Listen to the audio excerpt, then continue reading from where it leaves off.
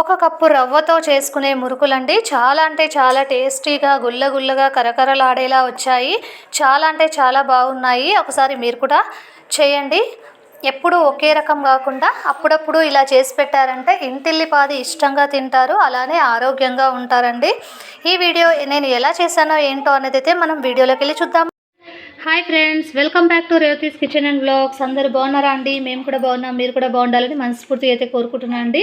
ఇవాళ వీడియో మన ఛానల్లో ఏంటంటే ఒక కప్పు రవ్వతో చెక్లీలు అండి. చెక్లీలు అంటారు, మురుకులు అంటారు, ఇలా చాలా రకాలుగా అంటారు.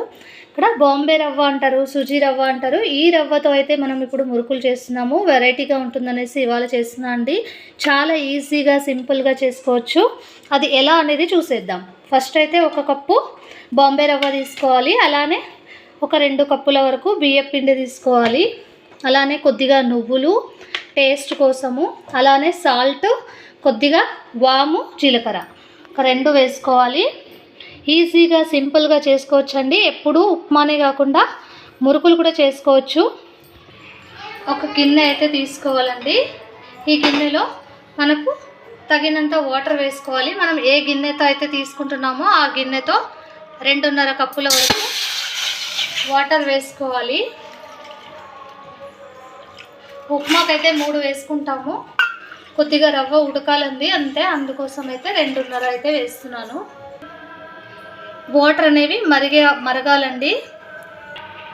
చూడండి, ఇలా మరిగేటప్పుడు అయితే మనము ఇందులోనే ఫస్ట్ అయితే ఈ నువ్వులు వేస్తున్నాను కొద్దిగా, అలానే జీలకర్ర, వాము, సాల్ట్ అన్నీ అంతా ఇందులోనే వేసుకోవాలి.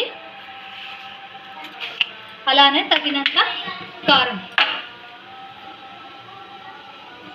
ఈ చక్లీలు మురుకుల్లో ఎక్కువ పట్టదండి, కారం అయితే తగినంత వేసుకుంటే సరిపోతుంది.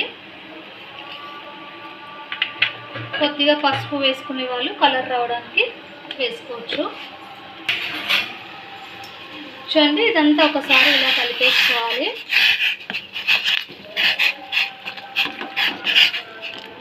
చూసారా, ఇలా మొత్తం బాగా మరిగేటప్పుడు రవ్వ అయితే వేసి కొద్దిసేపు ఇప్పుడు మనం రవ్వ వేసుకొని ఉడికించుకోవాలి. ఇలా వేసుకున్నాక చూడండి, రవ్వ గడ్డగట్టకుండా కలుపుతూనే ఉండాలి. మనం కలిపేది స్టాప్ చేసామంటే మొత్తం రవ్వ అంతా గడ్డగడుతుందండి. చూడండి, ఇలా మొత్తం అంతా బాగా కలిపేసుకోవాలి. ఎక్కడా ఉండలు లేకుండా నీట్గా ఇలా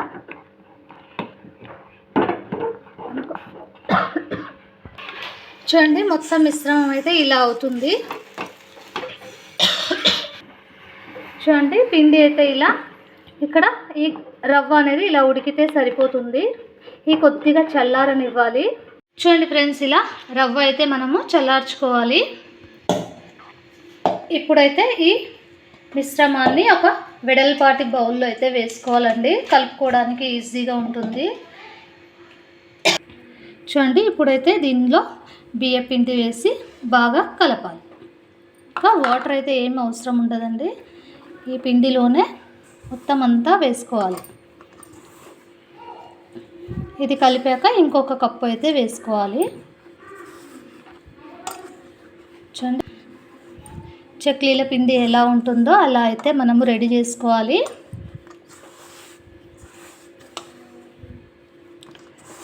సరే, ఒక 2 కప్పుల వరకు అయితే పడుతుందండి. ఇది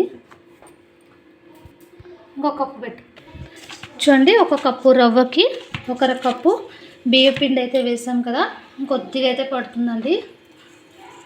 ఇక్కడ ఈ తడి మనకు చూసుకోవాలి. చక్లీలకి ఎలా ఉంటుందో అలా తడుపుకోవాలి. చూసారా, ఇలా మొత్తం అంతా వేసి మళ్ళీ ఒకసారి ఇలా కలిపేసుకున్నామంటే మెత్తగా చక్లీ పిండి అయితే రెడీ అయిపోతుంది. కొద్దిగా ఆయిల్ అయితే వేసుకోవాలండి. గుల్లగా కరకరలాడేగా రావాలి కదా మురుకులు. చూడండి, కొద్దిగా వేడి ఆయిల్ అయితే వేసుకోవాలి. 1 స్పూన్ అంతా వేసుకుంటే సరిపోతుంది. చూడండి, ఈ ఆయిల్ అంతా కలిసేట్టు ఒకసారి ఇలా కలిపేసుకొని ఒక 5 మినిట్స్ అయితే రెస్ట్ ఇచ్చేసామంటే చక్లీలు అయితే చేసుకోవడానికి పిండి అయితే రెడీ అయితే చేసేసుకున్నాము. చూసారా మొత్తం ఎలా అయిందో పిండి, మనకు చక్లీల పిండి లాగైతే రెడీ అయిపోయింది. చూడండి పిండి అయితే ఇలా మెత్తగా చేసాం కదా, ఇక్కడ ఒక 5 మినిట్స్ అయితే రెస్ట్ ఇచ్చేద్దాం. ఇక్కడ చక్లీల పావు అయితే నేను ఒకటి ఉండేది తీసుకుంటున్నాను అండి. ఇదైతే ఈజీగా త్వరగా అయితే మనకు షేప్ ఎలా కావాలంటే అలా వచ్చేస్తాయి. చూసారా ఇలా ఒకటి ఉండేది అయితే వేసుకున్నాను. కొద్దిగా ఇలా ఆయిల్ అయితే రాసామంటే మనకు పిండి అతుక్కోకుండా ఈజీగా మురుకులు చేసుకోవచ్చు. చూడండి ఒక 5 మినిట్స్ తర్వాత అయితే పిండి బాగా నానింటుంది. ఇలా ఒక ముద్దలాగా తీసుకొని ఇలా ఫోల్డ్ చేసుకొని ఇందులో పెట్టుకోవాలి. మామూలుగా చక్లీ ఎలా చేసుకుంటామో అలా. ఇప్పుడైతే ఇలా టైట్ చేసుకోవాలి.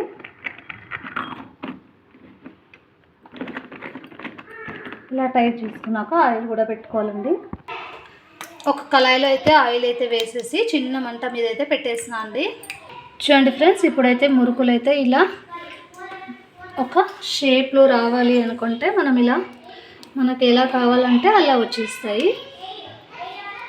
చూసారా ఇలా అయితే మొత్తం అన్నీ మిగతావి కూడా ఇలానే చేసుకోవాలి. నీట్గా మనకు చిన్నగా కావాలంటే చిన్నగా వేసుకోవచ్చు, కొద్దిగా పెద్దగా కావాలంటే పెద్దగా చేసుకోవచ్చు. ఇలా ఇంట్లోనే హెల్తీగా మనం చేసి పెట్టామంటే ఇంటిల్లిపాది ఇష్టంగా తింటారు. బయట ఏం ఆయిల్ యూస్ చేస్తారో తెలియదు కదండి. ఇలా ఇంట్లోనే మనం చేసి పెట్టామంటే లొట్టలు వేసుకొని తింటారు. చూడండి ఇలా అయితే మొత్తం అన్నీ అయితే చేసుకున్నాం కదా, ఇంకా ఒక్కొక్కటిగా ఆయిల్లో వేసి ఫ్రై చేసుకోవడం. ఆయిల్లో అయితే ఇలా వేసుకున్నామంటే చూడండి మనకి ఎలా షేప్లో కావాలంటే అలా షేప్లో అయితే మనము ఈ చక్లీలు చేసుకోవచ్చు. ఇలా కొద్దిగా ఫ్రై అయ్యాక తీసేసుకోవడం. చూడండి ఇలా ఫ్రై చేసుకోవాలి. కలర్ కొద్దిగా చేంజ్ అయ్యే వరకు చేసుకుంటే సరిపోతుంది. ఆయిల్ కూడా ఎక్కువ పట్టుకోదండి. చూసారా ఇక్కడ ఒక పేపర్ మీద అయితే వేస్తే మొత్తం ఆయిల్ అంతా దీనికి రాసుకుంటుంది అనేసి. చూసారా అసలు ఆయిల్ కూడా తక్కువగా ఉంది. సింపుల్గా ఈజీగా ఇంట్లోనే ఇలా రవ్వతో మురుకులు అయితే చేసి పెట్టారంటే ఇంటిల్లిపాది ఇష్టంగా తింటారు. 1కి 2 తింటారండి, అంత టేస్టీగా ఉండే మురుకులు. మిగతావి కూడా ఇలానే వేయించుకోవాలి. చూడండి ఫ్రెండ్స్, మురుకులు అయితే రెడీగా అయిపోయాయి. ఇప్పుడైతే ఒక ప్లేట్లో అయితే సర్వ్ చేసేసుకుందాం. చూడండి ఈవినింగ్ టైం స్నాక్స్గా ఇవ్వచ్చు, పిల్లలు స్కూల్ నుంచి వచ్చాక ఇవ్వచ్చు. చాలా అంటే చాలా టేస్టీగా ఉండే రవ్వతో చేసిన మురుకులండి ఇవైతే. ఒక్కసారి తిన్నారంటే మళ్ళీ మళ్ళీ చేయమంటారు, అంత టేస్టీగా ఉండే మురుకులు. చూడండి చూసారా ఎంత కరకరలాడే మురుకులు అయితే రెడీ. ఈ వీడియో కనుక మీకు నచ్చినట్టయితే లైక్ చేయండి, షేర్ చేయండి, సబ్స్క్రైబ్ చేసుకోండి, పక్కన బెల్ ఐకాన్ నొక్కండి. మేము చేసే ప్రతి రెసిపీ అండ్ బ్లాగ్ మీకే ముందుగా నోటిఫికేషన్స్ అయితే వస్తాయండి. మరిన్ని వీడియోస్తో మేము ముందుకు వచ్చేద్దాం. Bye friends.